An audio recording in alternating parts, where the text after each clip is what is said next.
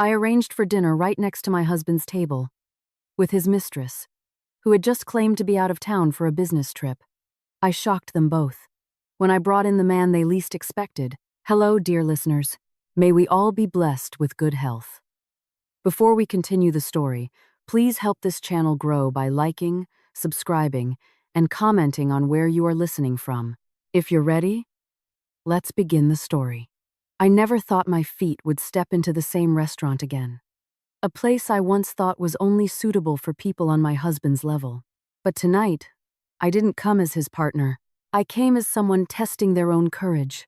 The restaurant's chandelier hung low, reflecting light onto every table like a stage spotlight.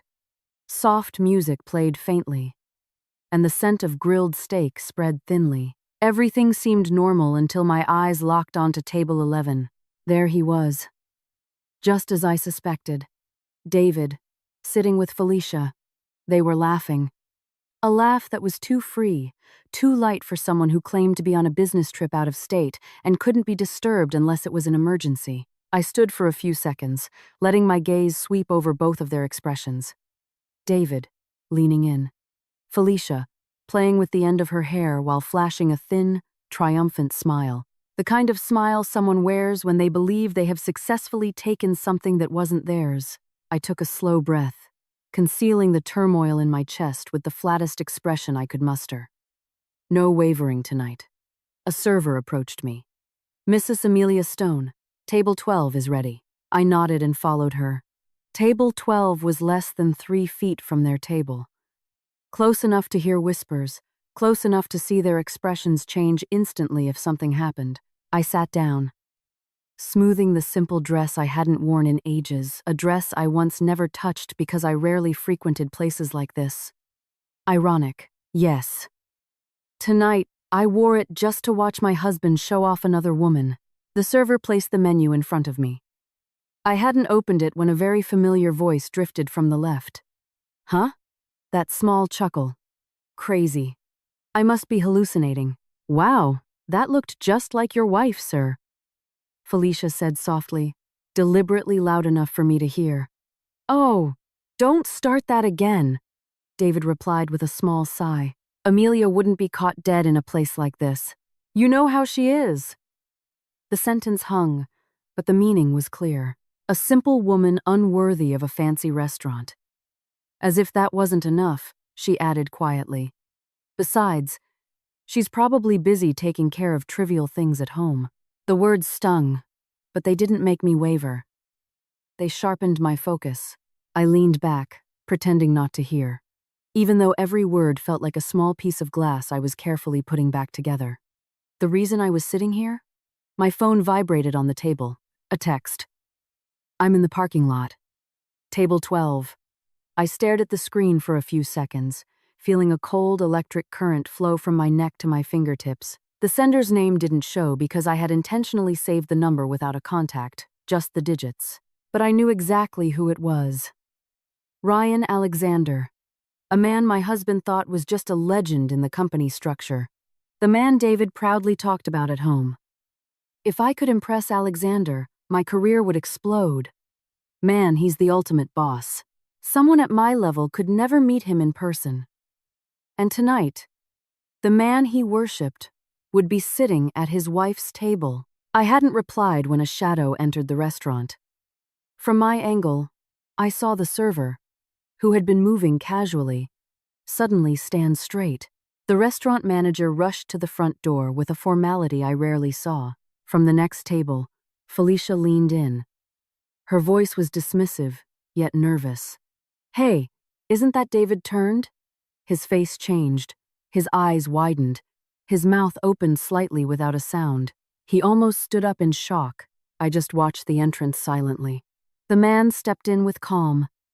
A neat black suit, a steady stride. The cold gaze that always made others back away. It felt like the whole room shrank every time he moved. Everyone held their breath. Felicia adjusted her seat, readying a sweet smile. David straightened his tie with a slightly trembling hand. They were sure the man was coming for them, but I knew the direction of his steps. I knew the purpose of his arrival. I knew exactly where he would stop. His steps grew closer, nearer, and as the entire restaurant held its breath, the man finally stopped beside my table. I raised my head. Our gazes met. And in a flat, authoritative tone, he said, "I apologize for keeping you waiting." Mrs. Stone. David dropped his fork. Felicia froze, her face instantly pale. As for me, I just smiled slightly. The night has just begun. I never imagined my husband's lies would bring me this far. Sitting at the same table as the most influential man in the company where David worked. But before tonight, there was a series of days that had been screaming loudly. It's just that I was too used to being quiet. It started when I found a hotel receipt in David's work pants pocket. Not a hotel far away, not in another city, but a hotel downtown near his office. I remember staring at that small piece of paper for a long time, even longer than the time I spent reading my clients' financial reports. David had just returned home then. His face was tired, but his smile felt insincere. I asked softly, "Honey, what is this?" I showed him the receipt without a tremor in my voice. David frowned, as if I had committed a major offense just by asking. "Good grief, Amelia. Don't jump to conclusions when you see something. That was for an internal meeting. What's wrong with you? Don't you trust your own husband?" At that time, I still wanted to believe, or perhaps I wasn't ready to face another answer. A few days later, I smelled a foreign scent in the car, a sweet, fragrant perfume, not the scent of the soap I used. I touched the front seat and asked quietly, "Honey, who did you drive earlier?" David laughed a little, downplaying everything. "Oh, it's the company car. Honey, sometimes the office staff gets a ride." "Maybe the new secretary's perfume." I nodded, not wanting a fight, but my calm attitude made me see the situation more clearly. In the following nights, David began coming home late, claiming he had to work late on client meetings. But I, who used to manage the cash flow and internal reports, knew one thing. David's division rarely had overtime and no longer held midnight meetings due to the holding company's new regulations. But I wasn't hasty. I chose to remain silent and observe. Then came the day the evidence just fell into my hands. That morning, David was showering, leaving his phone on the vanity, unlocked. I never touched his phone without reason, but that day, my eyes were glued to a notification that popped up. Sender, Felicia. Message. "I can't wait. I still feel like 3 more days until the hotel we went to yesterday. When are we repeating it?" I didn't open the chat. I didn't take a screenshot. I just stared at that one message, and the world inside my head slowly changed. When David came out of the bathroom, I smiled slightly, as if I hadn't seen anything. He truly didn't realize it, or he was too sure I would never be suspicious. That day, I worked from home as usual. My laptop was open. Client files neatly lined up. But my hands didn't immediately open the risk audit project I needed to complete. I opened an old system access to the database of the company where David worked, access I still had from when I was an independent consultant for them. Just checking, I told myself, but as file after file opened, I found something darker than just an affair. There were illogical transactions, numbers that were too inflated, entertainment expenses appearing repeatedly on the days David claimed to be working late. And what made me pause the longest? The company credit card used by David for client entertainment was charged for items Felicia commonly used: perfume, an expensive small purse. The entertainment wasn't even for clients, but for the restaurant they were visiting tonight. I leaned back, feeling my heartbeat change. A little red fluid once flowed from my lip when I collapsed from exhaustion after a massive audit that saved my husband's company. And that night, I remembered all that struggle again.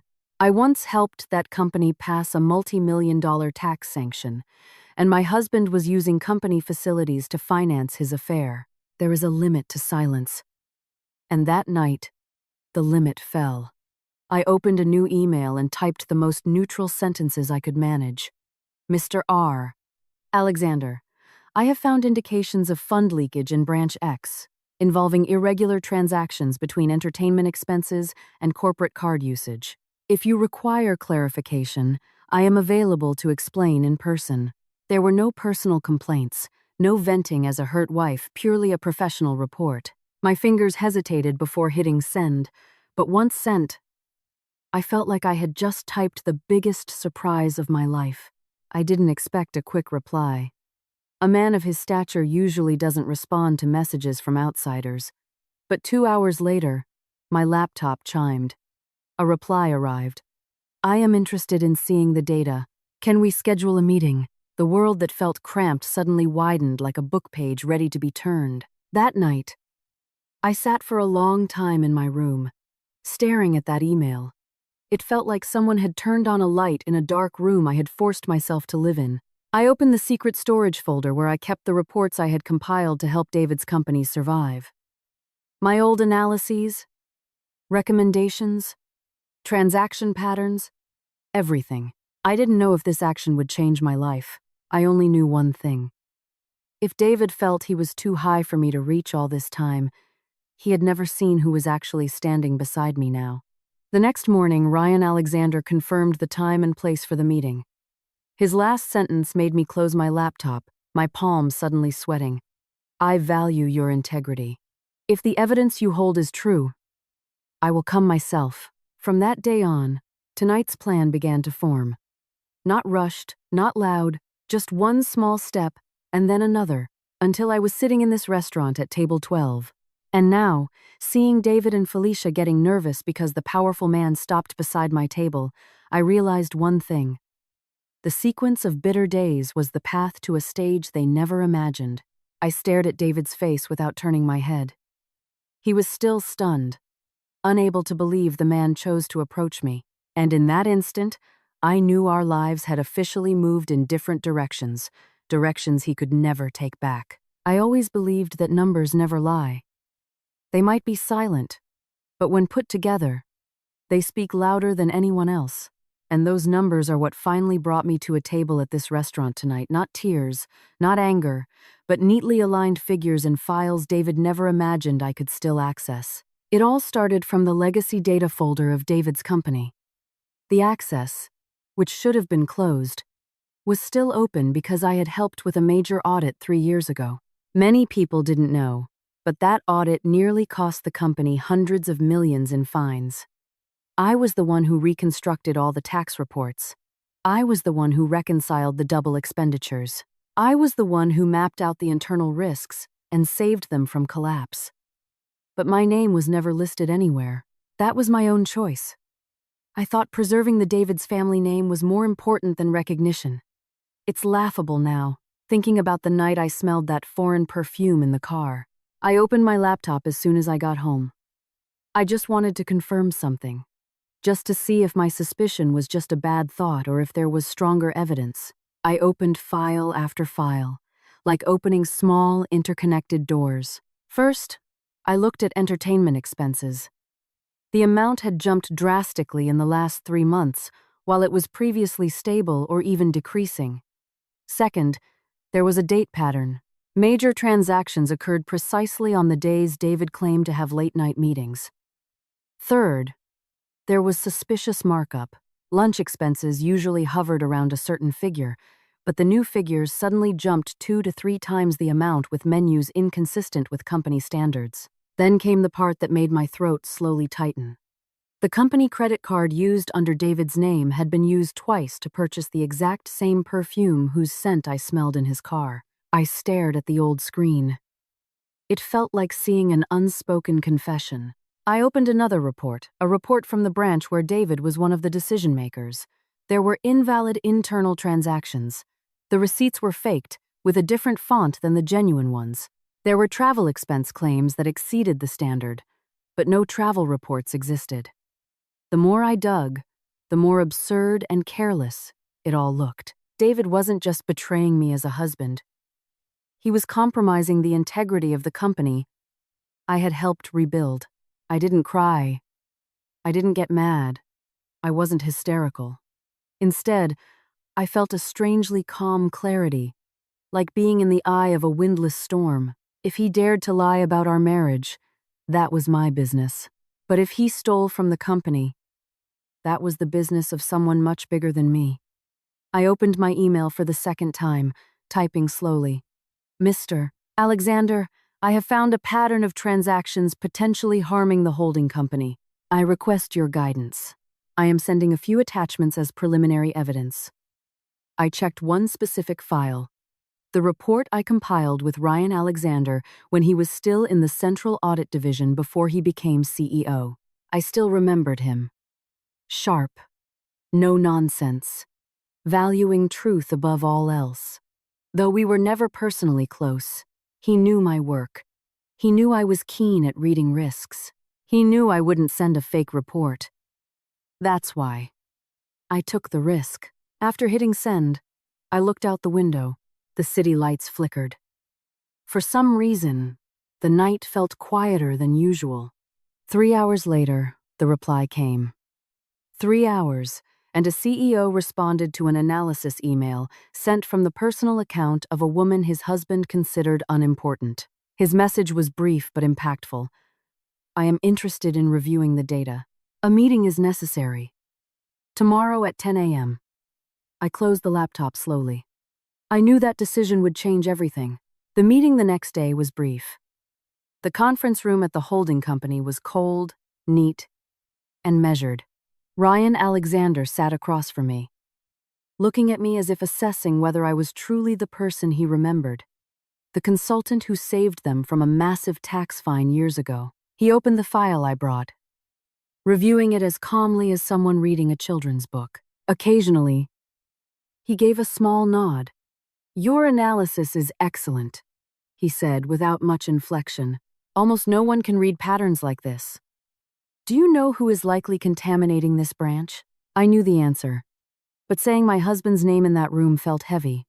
Finally, I replied, I don't want to accuse without complete proof, sir. That's why I requested a full audit. Alexander looked at me for a long time, a very long time. His gaze seemed to cut through layers I had tightly sealed. When do you want me to step in? He asked. I took a slow breath before answering. Tomorrow night. My husband claims to be on a business trip, but he actually made a dinner reservation with his secretary at the Sterling Grill. Alexander raised an eyebrow, not surprised. Not pitying, just focused. What table? Table 11. And you will be at table 12. He nodded like a commander who had just received crucial coordinates for an operation. I'll be there, he confirmed firmly. He closed my binder slowly, not like someone finished with a report, but like someone who had just determined the next strategic move. As I stood to leave, he added one thing that almost made my feet stop moving. Mrs. Stone, I appreciate your decision to come here as a professional. It's not easy to separate your head and heart in this situation. I could only reply with a small nod before leaving. Until then, I hadn't fully realized the magnitude of the decision I had made. But when I reached the parking lot, my phone rang. The last message from Ryan Alexander. I will come tomorrow night, alone. Be seated first. Let them see your position before I arrive. I stared at the screen for quite a while. There was a strange calm spreading in my chest. For the first time in my life, I realized that the truth wasn't just about who was at fault, but who dared to stand firm. And now, back to this restaurant. Sitting at table 12, when I saw David and Felicia trying to fix their posture after realizing who had entered the room, I knew everything that started with that folder of numbers would end right here. Alexander linked his fingers, looking deeply at me. All right, Mrs. Stone, let's begin. I didn't need to turn around to know that the next table could no longer be heard, laughing only choked breaths waiting for the storm that was about to hit them. The night will always remember two things: the dress I wore and the sound of my own heart. I stood for a long time in front of the mirror before leaving. The dress was simple. An elegant black, knee-length, without sequins or flashy details. It wasn't expensive, not glamorous. It was the dress I bought 5 years ago, with the intention of wearing it to one of David's company events that never happened. Back then, David had said, "You don't need to come. My wife should be at home, not at some big-shot business function." I returned the dress to the closet without protest, but tonight, the dress was finally out not to accompany my husband, but to accompany my courage. I stood for a few minutes looking at my reflection. There was a small scar under my eye. Not physical, just a mark from many sleepless nights when suspicion grew like a wild vine. I combed my hair slowly, applying a touch of powder to my face. No heavy makeup. I just wanted to look neat, firm. Suddenly, my phone rang.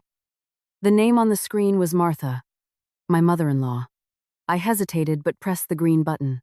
Amelia, my mother-in-law's voice was as usual, sharp and judgmental. Did you hear? David is working. Don't be dramatic. Don't bother my son. You're his wife. You should understand. I took a slow breath. I'm not bothering him, Ma. Well, don't be a possessive wife. Be grateful he gives you a comfortable life. You just stay home. You have no career. Don't go meddling in his business. I closed my eyes for a moment. Not angry, but disappointed. How blind could a mother be to her son who was clearly destroying his own marriage? Okay, Ma, I answered briefly. Yes, good. Don't cause trouble. The call ended abruptly. I stared at the phone screen for a few seconds before putting it down. Not a single word of her insult pierced me like it used to. On the contrary, it made me more certain that I had to come tonight. For the first time in my life, I would not stay silent when being trampled on. I made the dinner reservation an hour later. The server said the restaurant was almost full, but table 12 was still available, as if God had truly kept the door open for me. After confirming everything, I took the thin binder containing copies of the data I wouldn't open tonight and slipped it into my small black purse. On the way to the restaurant, I didn't play music. I didn't want the atmosphere to mix with any song. I only wanted to hear the steady rhythm of my own heart, which grew more resolute, clearer. Arriving at the restaurant parking lot, I took a deep breath. The light from the garden lamps reflected on the car window, casting a faint image of my face. I knew if I opened the door now, my life would never go back to what it was. But I opened the door anyway. The restaurant was busy, but the atmosphere was orderly. The server greeted me immediately and politely. I mentioned my reservation and followed her to table 12, and there I saw them. David wearing the dark blue shirt I gave him for his second birthday 2 years ago. He rarely wore it for me, but tonight he wore it for another woman. Felicia sat across from him, her hair neatly styled, a striking pastel dress under the ambient light. Suddenly, they both seemed very far away from me, not just physically, but in terms of life. I sat down slowly, regulating my breath, and pretended not to see them. But I could hear Felicia's soft remark, "Honey, that really looks like your wife." David scoffed dismissively. "No way. She wouldn't have the style to come here." I smiled slightly without turning. The server placed the menu in front of me, but I didn't get a chance to read it because my phone vibrated. "I'm in the parking lot. Coming in shortly. Table 12. Yes." The sentence seemed ordinary, but its effect was extraordinary. I placed the phone down slowly, like setting the last piece of a puzzle, and that's when the server's voice near the door became more formal. "Good evening, sir." The room seemed to compress. I didn't need to turn to know who had arrived, but everyone turned, including David. "Oh my God. That's Mr. Alexander." His voice sounded broken. Felicia nervously smoothed her hair. Her face blanched, but she forced a smile like someone hoping for good things when the door had already closed. The man strode in. Steady steps, focused gaze. No one dared to block his path. A server whispered, "That's the big CEO." I felt David's chest thumping from a distance. He almost stood up, as if to invite the man to his table. But Ryan Alexander's steps passed table 11. No stop, no glance, no sign of acknowledgement. He walked straight until he stood in front of me. The whole world seemed to pause as he pulled out the chair in front of table 12 and sat down. "Thank you for waiting, Mrs. Stone." His voice was low, authority flowing naturally. David dropped his silverware. Felicia froze. I raised my face, looking at him calmly, and in that second, I realized I was no longer in David's world. I was stepping into my own, a world he never knew I had a way into. Very slowly, almost like a whisper but loud enough to reach the next table, Ryan opened his briefcase and took out a thick folder, something substantial enough to collapse the entire foundation of my husband's life. And before he opened it, he looked at me and said, "All right, let's start from the first page." The sound of David's chair creaked softly. His hands trembled. And I knew tonight, the stage I had set had finally opened up. Alexander opened the file with a calmness that made the entire restaurant seem to hold its breath. The papers were neatly arranged. The black folder stood in sharp contrast to the white table. Every small movement he made, brushing a corner of the paper, pushing a glass aside, taking a slow breath, made the next table stiff as a statue. David ducked his head, pretending to be busy cutting his steak, though his knife was shaking. Felicia hadn't smiled for the last 5 minutes. Her lipstick was stained on her glass, but she no longer dared to touch it. They both looked like people who just realized they were standing on the edge of a cliff. Alexander lifted a document and looked directly at me. "Before we dive in, thank you, Mrs. Stone. Your analysis was fast, neat, and spot on. Honestly, our company needs more people like you." He said it quietly, personally, but loudly enough to ensure the people at the next table heard clearly. David dropped his fork again, the second time tonight. I remained silent. Tonight was not my time to speak. Alexander flipped the page. "Let's start with the entertainment expenses for Branch X," he said flatly. Then, without looking up, he added, "Mr. David, you might find this section interesting." David flinched. His face turned as pale as a cloth drained of color. Excuse me, sir. Did you call me?" Alexander finally turned. That cold gaze landed directly on David, sharp, firm, and without a trace of mercy. "Of course, you should listen," he said, "since the majority of these irregular transactions were approved by you." For a second, the silence in the restaurant broke into fine whispers that spread quickly. Felicia gripped her glass too hard, her knuckles turning white. David swallowed, his lips dry. I remained silent.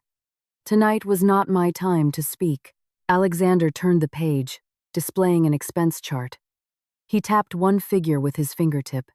And this transaction, the purchase of high-end women's perfume, also appears on the corporate card report, the exact same perfume scent that I noticed when walking past table 11. 3 servers pretended to look down, but I made sure of one thing. They heard everything. David started stammering. "Sir, maybe it was a system error, or maybe Alexander cut him off again." "There was no system error. There was only human error." Then he looked straight at my husband, a gaze that could bring someone down without shouting. "And the person responsible is you." David gripped the edge of the table, trying to hold onto his chair. His voice whined softly. "Mr. Alexander, I can explain."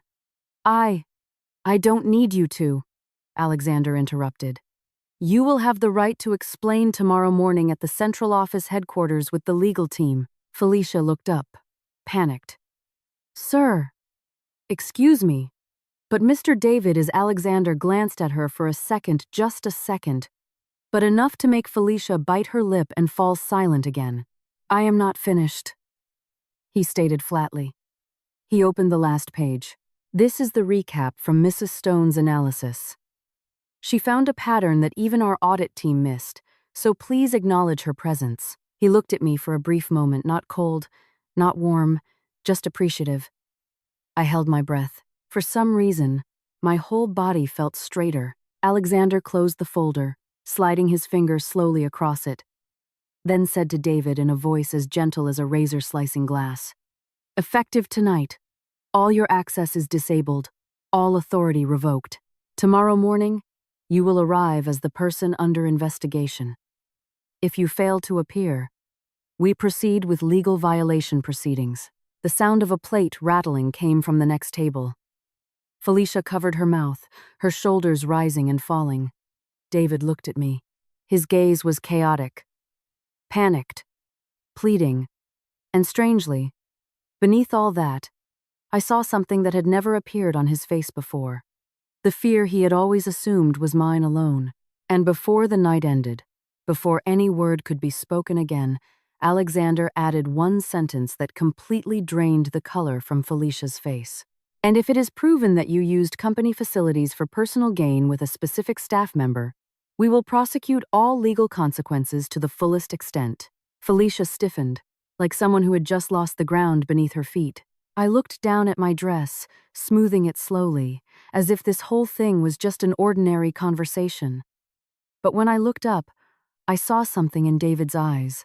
Not just fear, but the realization that tonight was the end of the world he had been showing off, and the beginning of something he couldn't stop. The restaurant witnessed how quickly someone's world could collapse, not with shouts, not with violence, but with data, documents, and calmly spoken sentences.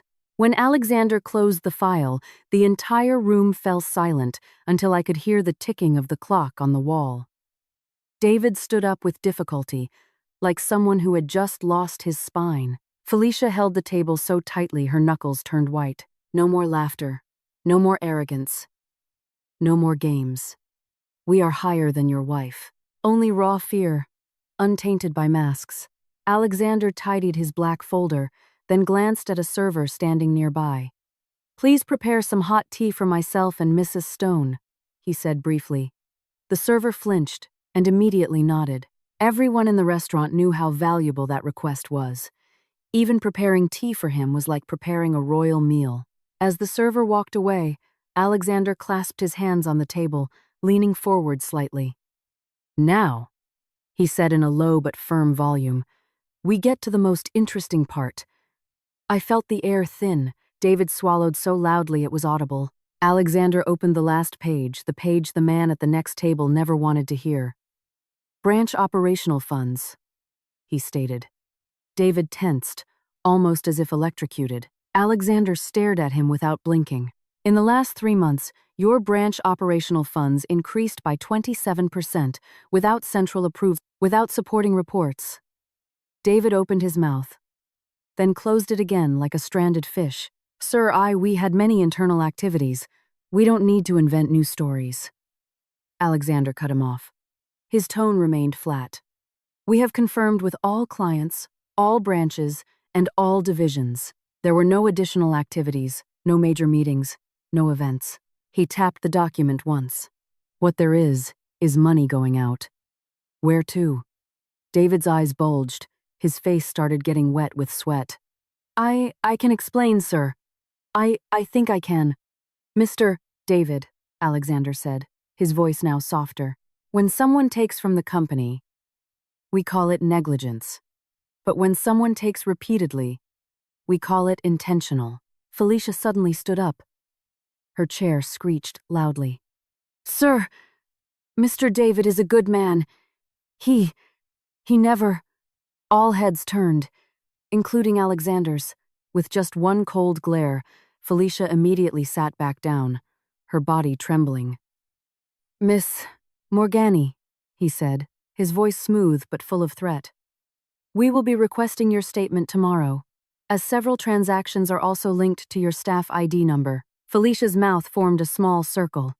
No sound came out. Alexander turned back to me. His face was calm, like someone making a major decision without haste. "Mrs. Stone, your analysis was extremely accurate. Without your report, this leak might have continued. The holding could have suffered massive losses." He paused, allowing the entire room to absorb the sentence. I just nodded. "I only did what was necessary, sir. And you did it exceptionally well," he replied. There was something in his voice, sincere acknowledgement. Not corporate boilerplate. Then he stood up. His steps were slow, but every movement seemed to carry great weight. "Effective tonight," he said while looking at David. "You are deactivated from all access. Tomorrow morning at 9 a.m., you are required to report to the central office for an investigative audit.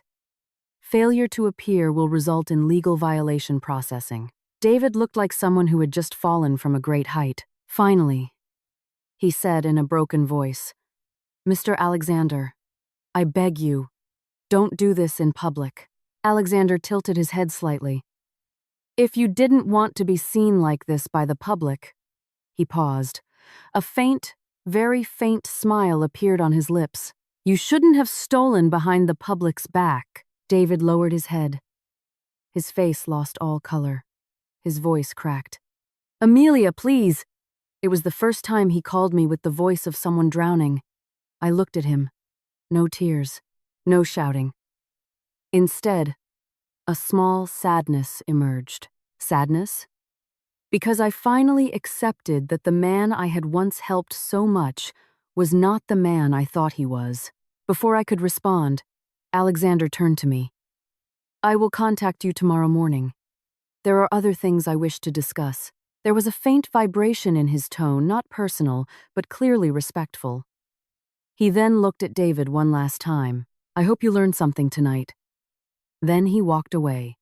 No music, no applause, just the sound of Ryan Alexander's footsteps receding, leaving 3 lives forever changed. As the restaurant door closed behind Alexander, the atmosphere at the next table instantly turned into a field of collapse. The light, which had been warm, suddenly felt cold. The clinking of silverware, the scraping of shoes, the hushed whispers of people all sounded distant, as if I were behind thick glass. I didn't turn.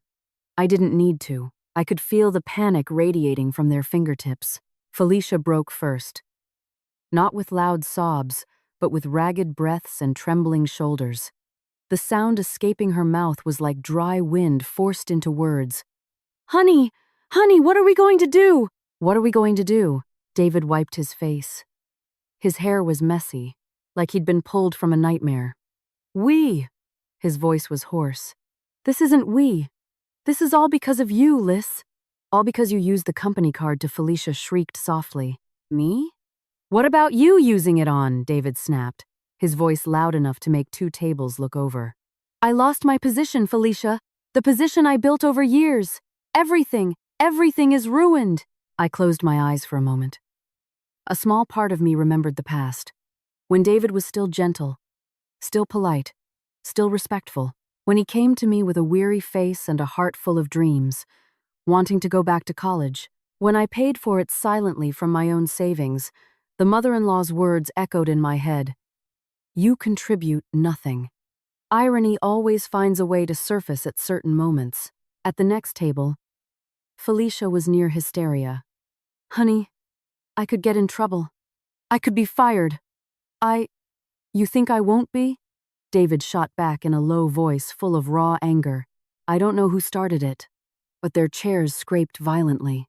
The whispers grew louder until I finally decided to stand up.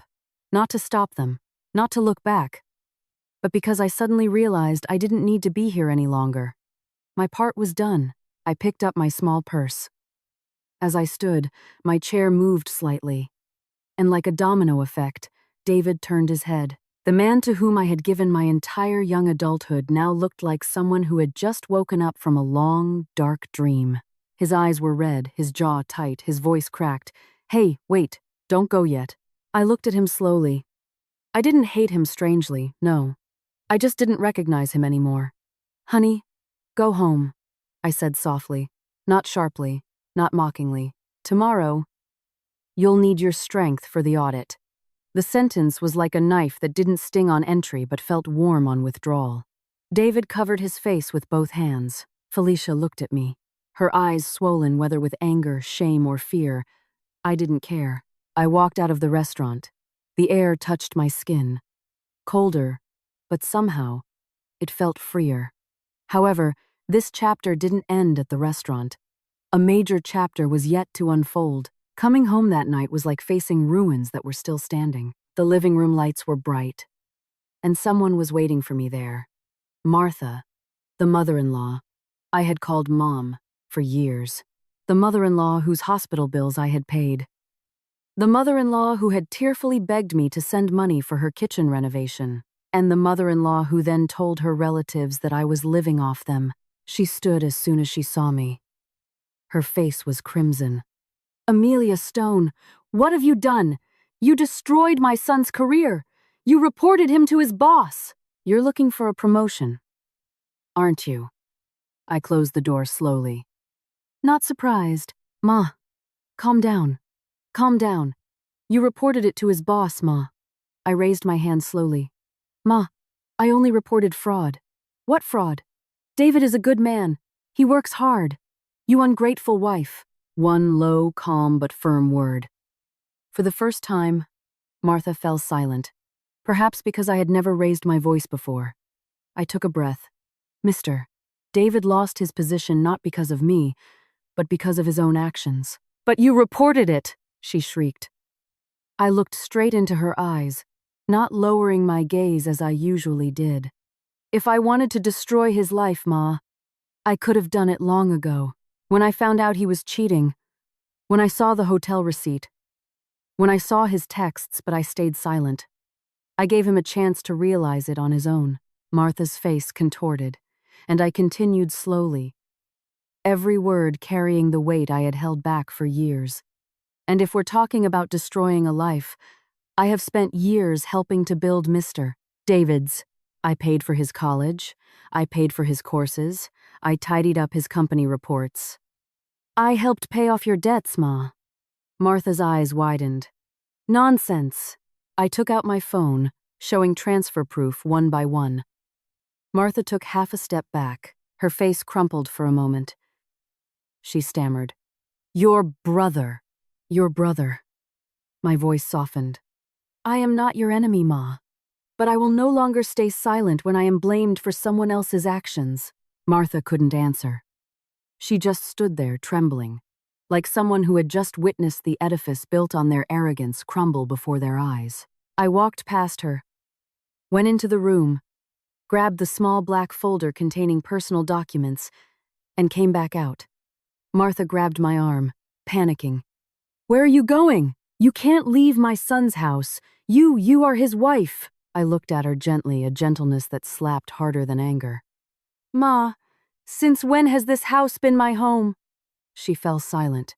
I gently released her grip. I am filing for divorce tomorrow morning. The Holdings legal team will handle everything. Martha's face melted into fear. You?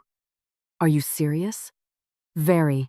I'm walking toward the door, and before I leave, I say the last sentence she might remember for the rest of her life. Good evening, Ma. I hope tomorrow you can calm Mr. David down. He will need it. The door closed behind me. I don't know if Martha was crying, raging, or praying it was all a dream. All I knew was that for the first time in my life, I walked away without bowing my head. And the next chapter waiting for me was no longer that of a silent wife, but of a woman who finally chose her own life. I never thought my life could change in just a few days. It felt like the entire world I had painstakingly built was slowly replacing its foundation without waiting for my permission. But strangely, I didn't feel like I had lost anything. Instead, I felt like I had just gotten myself back. The morning after that long night, the air felt different. Not brighter, but lighter, more spacious. As if the sky knew that I had finally let go of something that had been weighing me down. My first call that morning came from the holding company's central office number. I wasn't surprised. I expected it. Good morning, Mrs. Stone. Mr. Alexander requests your presence at 10 a.m. for further discussion regarding your analysis. Okay, I replied. I'll be there. And one more thing, Mrs. Stone. The voice lowered slightly, as if carrying important news. Mr. Alexander has requested that you come alone and not worry about the procedure. He will be receiving you personally, a single sentence, but enough to make my steady breathing pause for a second. Alexander himself receiving me. That was no small thing.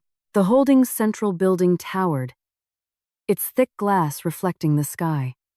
I entered the lobby with my small bag and the folder containing my personal documents. The receptionist immediately stood up when she saw my name on the list. Please go right up, ma'am.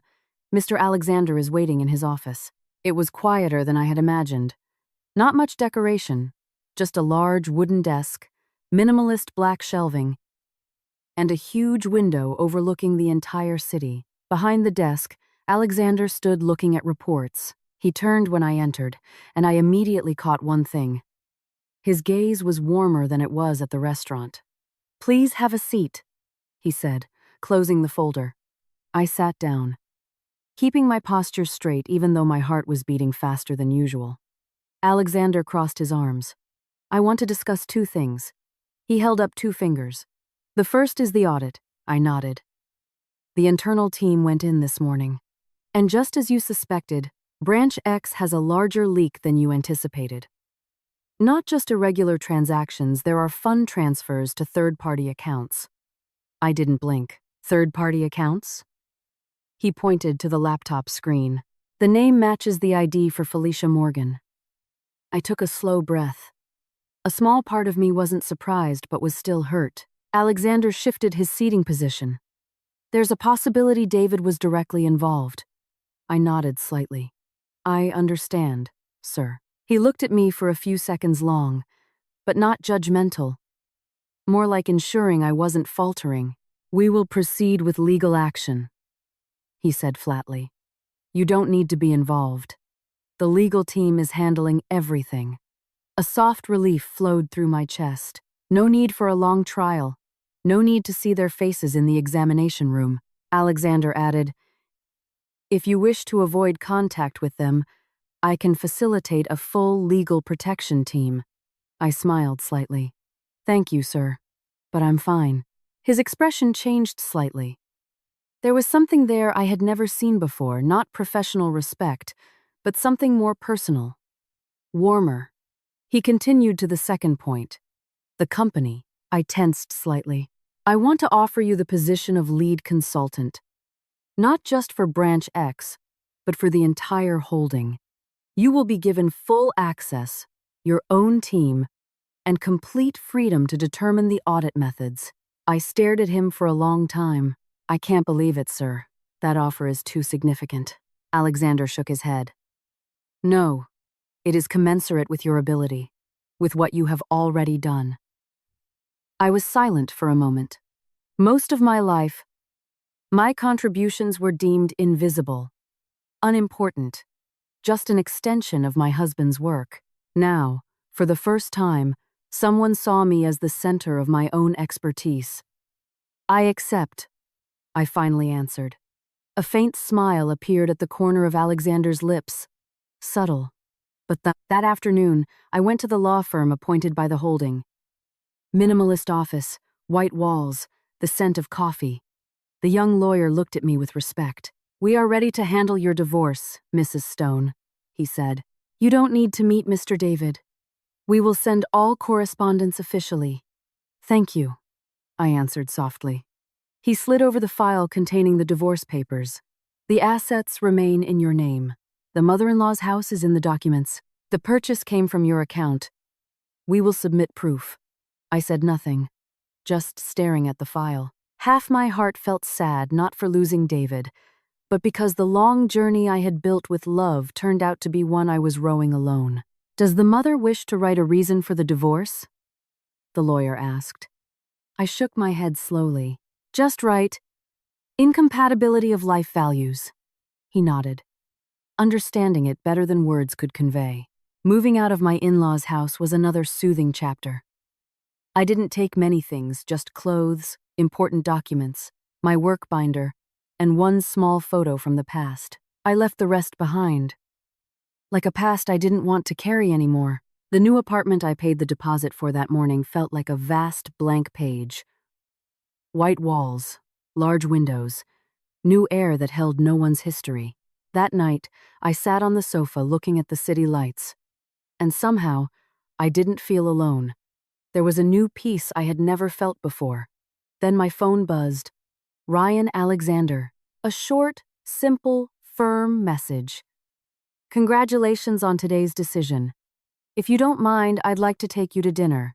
There's something important I need to discuss. Not formal, not case-related." "You set the time." I looked at the screen. My heartbeat changed its rhythm, not fast, but warm. Not fear, not anxiety. Just something different.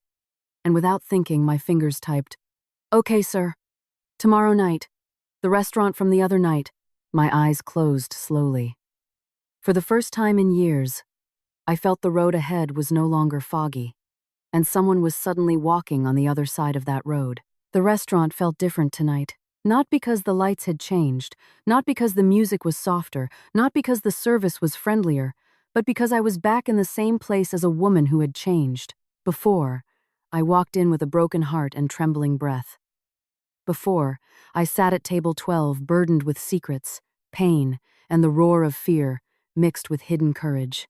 Now, I walked in with steps that no longer hesitated, with a life I no longer held alone in the dark. The server who recognized my face immediately smiled politely. "Welcome back, Mrs. Stone. Table 12 is ready." Table 12.